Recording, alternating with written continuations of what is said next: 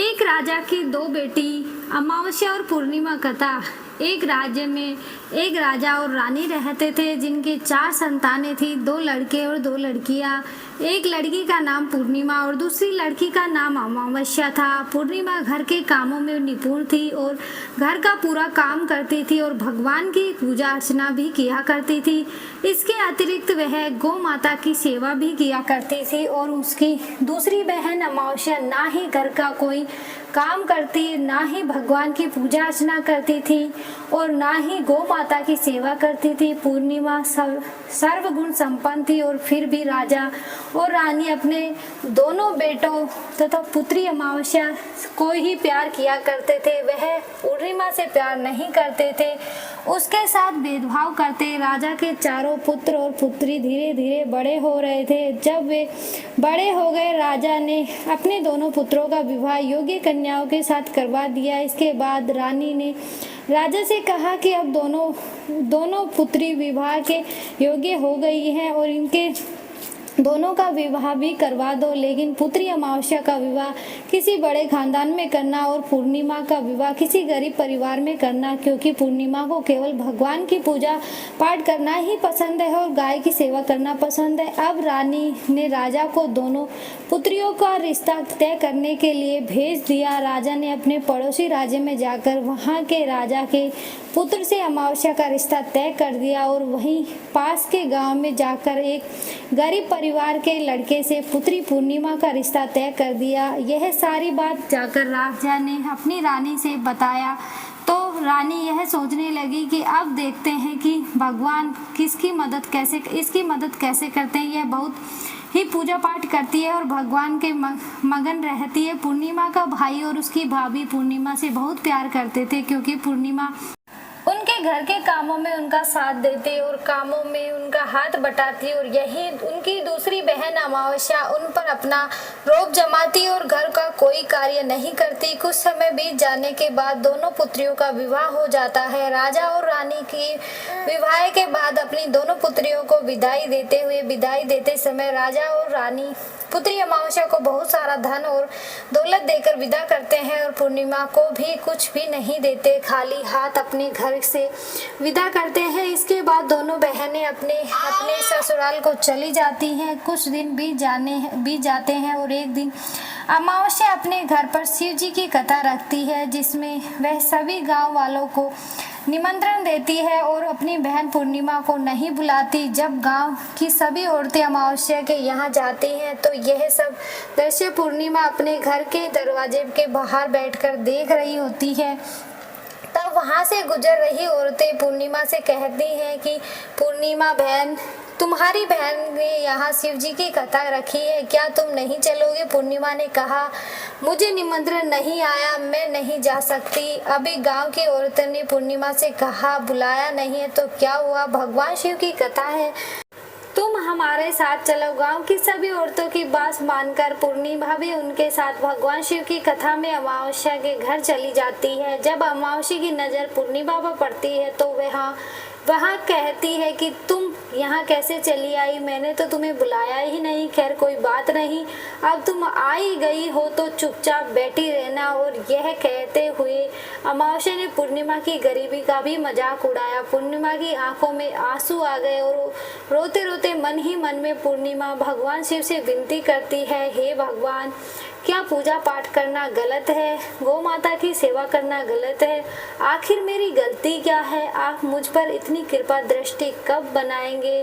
पूर्णिमा बार बार भगवान शिव से यही कहती रहती है। इतने में शिव कथा पूरी हो जाती है और अमावस्या भगवान का प्रसाद बांटने लगती है। वह सभी लोगों को प्रसाद देती है, लेकिन पूर्णिमा को वहाँ प्रसाद नहीं देती। पूर्णिमा बिना प्रसाद के ही अपने घर लौट जाती है। रास्ते में यह सोचते हुए चलती है कि यदि बच्चे उससे कथा का प्रसाद मांगेंगे तो वह उन्हें क्या जवाब देगी। उसने सोचा कि वह अपने मायके अपने भाई और भौजाई के यहाँ जाएगी और वहाँ जाते हुए वहाँ बच्चों के लिए कुछ लेकर आएगी। ऐसा सोचते हुए वह अपने घर वापस लौट आई और घर वापस लौट कर आने के बाद वह अपने पति और बच्चों से कहती है कि वह अपने मायके जा रही है। पति ने कहा ठीक है और कुछ समय के बाद पूर्णिमा अपने मायके के लिए रवाना हो गई। चलते चलते रास्ते में एक चबूतरा आया जिस पर तुलसी का पौधा लगा था। उस चबूतरे पर एक बूढ़ी अम्मा बैठी हुई थी। वह कोई और नहीं साक्षात तुलसी माँ थी और बूढ़ी माता ने पूर्णिमा से कहा, बिटिया तुम कौन हो और कहाँ जा रही हो? पूर्णिमा अपना परिचय देने के बाद बूढ़ी औरत ने पूर्णिमा से कहा, यह तुलसी का पौधा सूख रहा है, इसमें थोड़ा सा पानी डाल दो और इस चबूतरे की साफ सफाई कर दो जिससे मुझे थोड़ी ठंडक मिलेगी। पूर्णिमा ने कहा, ठीक है माँ जी, मैं तुलसी में पानी डाल देती हूँ और यहाँ की साफ सफाई भी कर देती हूँ। पूर्णिमा ने साफ सफाई करने के बाद बूढ़ी अम्मा को भी नहला दिया और बूढ़ी अम्मा को भी सेवा की। उनके पैर दबाए और बूढ़ी अम्मा ने कहा कि माँ जी और बताइए आपकी क्या सेवा करूँ और कोई काम हो तो बता दीजिए, मैं कर दूँगी। बूढ़ी अम्मा ने कहा, ठीक नहीं, कुछ नहीं, अब तुम जाओ और वापस आते समय मुझसे मिलते हुए जाना। पूर्णिमा ने बूढ़ी अम्मा से कहा, ठीक है माँ जी, मैं जाती हूँ, वापस आते वक्त आपसे मिलते हुए जाऊँगी। कुछ समय आगे चलने के बाद शिवजी का मंदिर आया। वहाँ पर उस एक बूढ़ा बाबा मिला जो भगवा मंदिर के बाहर बैठा हुआ था। वह कोई और नहीं साक्षात भोलेनाथ। और उन्होंने पूर्णिमा से कहा कि कहाँ जा रही हो बेटी, तुम कौन हो? तब पूर्णिमा ने कहा, अपना परिचय दिया और उस बूढ़े बाबा को पूर्णिमा से कहा, इस चबूतरे की ओर इस मंदिर की सफाई कर दो। तब पूर्णिमा ने मंदिर की ओर चबूतरे की साफ सफाई कर दी और वहाँ पर पूजा पाठ अर्चना की और साफ सफाई पूजा अर्चना करने के बाद उन्होंने बूढ़े बाबा को नहला दिया और उन्होंने उनसे कहा कि बाबा और कोई काम हो तो बताइए। तब बूढ़े बाबा ने कहा, नहीं बेटी, अब तुम जाओ और वापस आते वक्त मुझसे मिलते हुए जाना। पूर्णिमा ने कहा, ठीक है बाबा, मैं जाती हूँ, वापस आते समय आपसे मिलते हुए जाऊँगी। आगे चलते चलते कुछ दूर चलने के बाद पूर्णिमा को एक काली माँ का मंदिर दिखा। वहाँ भी एक बूढ़ी अम्मा चबूतरे पर बैठी हुई थी। उस बूढ़ी औरत ने भी पूर्णिमा से कहा कि बेटी तुम कौन हो, कहाँ जा रही हो? तब पूर्णिमा ने कहा, उस बूढ़ी माँ औरत को भी अपना परिचय दिया। बूढ़ी औरत ने पूर्णिमा से कहा कि यहाँ पर सभी पूजा पाठ करने के लिए आते हैं लेकिन मंदिर की साफ सफाई करने के लिए कोई नहीं आता, इसलिए तुम मंदिर की और चबूतरे की साफ सफाई कर दो। पूर्णिमा ने कहा, ठीक है माता जी। और पूर्णिमा मंदिर और चबूतरे की साफ सफाई कर देती है और पूजा पाठ भी करती है और माता जी का श्रृंगार कर देती है और उस बूढ़ी अम्मा को भी नहला देती है और बूढ़ी अम्मा के पैर दबाती है और कहती है कि सभी काम हो गए हैं माँ जी, और कोई काम हो तो बताइए। बूढ़ी अम्मा कहती है, नहीं बेटी, अब तुम जाओ लेकिन वापस आते वक्त मुझसे मिलते हुए जाना। पूर्णिमा कहती है, ठीक है, और वह आगे चली जाती है। आगे चलते चलते एक नदी आती है। वहाँ पर भी एक बूढ़ी अम्मा बैठी रहती है और वह कहती है कि बेटी तुम कौन हो और कहाँ से आई हो? और उसे भी पूर्णिमा अपना परिचय देती है। बूढ़ी औरत पूर्णिमा से कहती है कि नदी पर स्नान करने तो यहाँ सब आते हैं लेकिन यहाँ की साफ सफाई कोई नहीं करता, इसलिए तुम इस किनारे का साफ सफाई कर दो। पूर्णिमा कहती है, ठीक है माँ जी, और कहा कि साफ सफाई कर देती है और बूढ़ी अम्मा के पैर दबाती है और कहती है, माँ जी और कोई काम हो तो बताइए।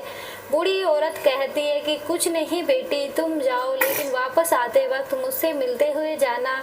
वहाँ नाव में बैठकर नदी के दूसरे किनारे पहुँच जाती है। वहाँ अपने मायके के घर पहुँच जाती है। वहाँ पर पूर्णिमा के भाई और भाभी उसे देखकर बहुत खुश हो जाते हैं और वह पूर्णिमा की बहुत खातिरदारी करते हैं और उनसे बहुत सारी बातें करते हैं और कहते हैं कि बच्चों को भी साथ लेकर आती, बहुत अच्छा होता। अब कुछ समय के बाद पूर्णिमा ने वापस अपने ससुराल जाने को कहा तो उसकी भाभी ने उसके लिए एक साड़ी दी और थैलों में बच्चों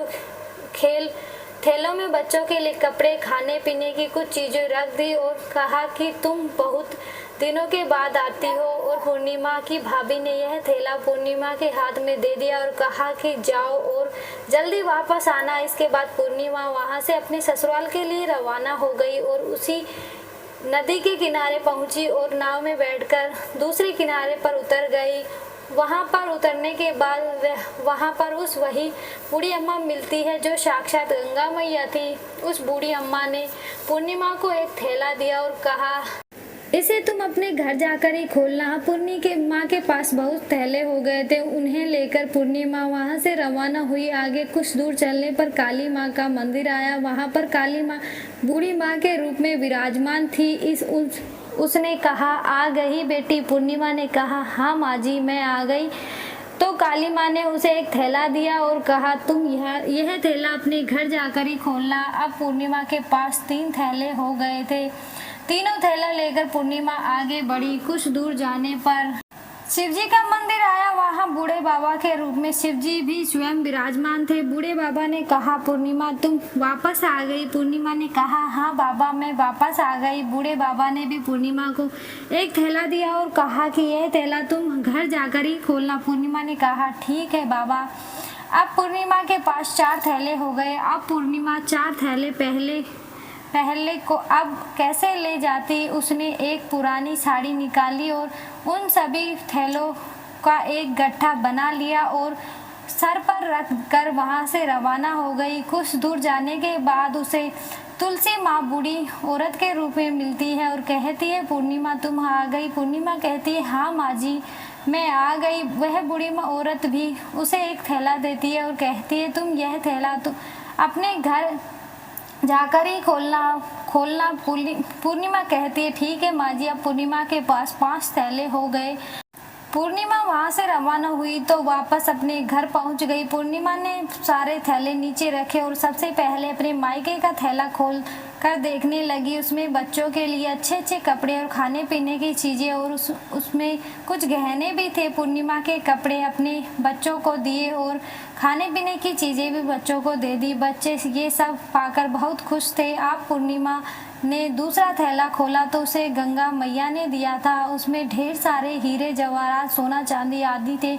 इसके बाद अब पूर्णिमा ने तीसरा थैला खोला। उसे काली माँ ने दिया था। उसमें बहुत सारा सोना श्रृंगार सामान से भरा हुआ था। इसके बाद पूर्णिमा ने चौथा थैला खोला। उसे भगवान शिव ने दिया था। उसमें बहुत सारा धन संपत्ति भरा हुआ था और बहुत सारी खुशियां भरी हुई थी। इसके बाद अब पूर्णिमा ने 5वां थैला खोला जो तुलसी माँ ने दिया था। उसमें चावल, दाल और 7 प्रकार की खाने की चीज़ों से भरा हुआ था। अब पूर्णिमा के घर में किसी भी प्रकार की कमी नहीं थी। उसका घर धन धान्य से भरा हुआ था, परिपूर्ण हो गया था। अब पूर्णिमा और उसका परिवार सुख से जीवन व्यतीत करने लगा। अब पूर्णिमा के मन में विचार आया कि क्यों ना शिव जी की कथा कराई जाए और शिव जी की कथा में एक कार्यक्रम रखा। पूर्णिमा ने गांव के सभी लोगों को निमंत्रण दिया और घर घर जाकर सभी लोगों को बुलाया। पूर्णिमा अपनी बहन अमावस्या के घर भी गई और अमावस्या को भी शिव जी की कथा के लिए उसने अपने घर पर बुलाया। जब अमावस्या पूर्णिमा के घर शिव जी की कथा में आई तो उसने देखा कि पूर्णिमा के घर में किसी भी चीज़ की कोई कमी नहीं है। इतना सारा धन दौलत देखकर अमावस्या आश्चर्यचकित हो गई। उसने पूर्णिमा से कहा कि तुम्हारे घर में इतना धन और दौलत कहाँ से आई। पूर्णिमा ने कहा, देखो बहन, तुमने शिव जी की कथा की, मुझे नहीं बुलाया था, फिर भी मैं चली आई और तुमने मुझे प्रसाद तक नहीं दिया और मेरी गरीबी का मजाक भी उड़ाया। उसके बाद मैं अपने घर आ गई और घर आते ही मन सोच रही थी कि अपने मायके जाऊं और अपने मायके चली गई और जो कुछ घटना इस बीच हुई वह सभी घटनाएं अपनी बहन अमावस्या को बताती है। तो अमावस्या कहती है कि तुम भी मुझे प्रसाद मत दो और मुझे डांट दो। लेकिन पूर्णिमा ने कहा कि यह तो भगवान का प्रसाद है, मैं तो सब को दूंगी और तुम्हें भी दूंगी। फिर भी अमावस्या ने प्रसाद नहीं लिया और वह सीधे अपने घर चली गई और घर जाकर अपने पति और बच्चों से कहकर वहाँ अपने मायके जाने के लिए तैयार हो गई और मायके के लिए निकल गई। उसे भी रास्ते में चलते चलते तुलसी माँ मिली जो चबूतरे पर बैठी माँ के रूप में बैठी हुई थी। बूढ़ी माँ ने अमावस्या से कहा कि बेटी कौन कौन हो तुम और कहाँ जा रही? अमावस्या ने अपना परिचय दिया और बूढ़ी माँ से कहा कि बेटी यह तुलसी माँ का पौधा सूख रहा है, इसमें थोड़ा सा जल डाल दो और इसे चबूतरे की साफ सफाई कर दो। इस पर अमावस्या ने कहा, बुढ़िया तुझे दिखाई नहीं दे रहा है, मैंने इतनी गहने महंगी साड़ी पहन रखी है, यह गंदी हो जाएगी। ऐसा कहकर वहाँ से आगे चली गई। आगे जाने पर उसे भगवान शिव मिले, जिसे भी उसने ऐसा ही कहा। उसके बाद आगे जाने पर उसे काली माँ मिली, जिससे भी उसने यही सारी बातें कही। आगे जाने पर उसे गंगा मैया मिली, जिसे भी उसने यही सब कहा और आगे चली गई। इसके बाद अमावस्या जब नाव में बैठने लगी तो उसे नाव में फूलों की वजह कांटे भरे थे और उसके पैरों में चुभ रहे थे। किनारे पर उतरकर वह अपने मायके चली गई। जब वहां उसे उसकी भाभियों ने तथा भाइयों ने देखा तो मन ही मन कहने लगे कि काम की न काज की, 2.5 मन अनाज की। अब आ ही गई है तो ठीक है। पूर्णिमा तो हमारे कामों में हाथ बटाती थी, यह कोई काम करेगी तो नहीं। अब उन्होंने खाना बनाया और खा पीकर सभी सो गए। अमावस्या जब सुबह उठी तो अपनी भाभियों से कहा कि मैं अपने ससुराल जा रही हूँ। उन्होंने कहा कि ठीक है जाओ। अमावस्या बोली, तुम पूर्णिमा को तो तुमने एक थैला दिया था और मुझे कुछ नहीं दोगे क्या? भाई और भाभी ने कहा कि तुम घर जाओ, थैला तुम्हारे घर पहुंच जाएगा। फिर अमावस्या वहां से निकल गई और नदी के किनारे पर पहुंची। वहां गंगा मैया बूढ़ी औरत का रूप धारण करके बैठी हुई थी। बूढ़ी माँ ने कहा, आ गई बेटी? तो उसने कहा, हाँ आ गई।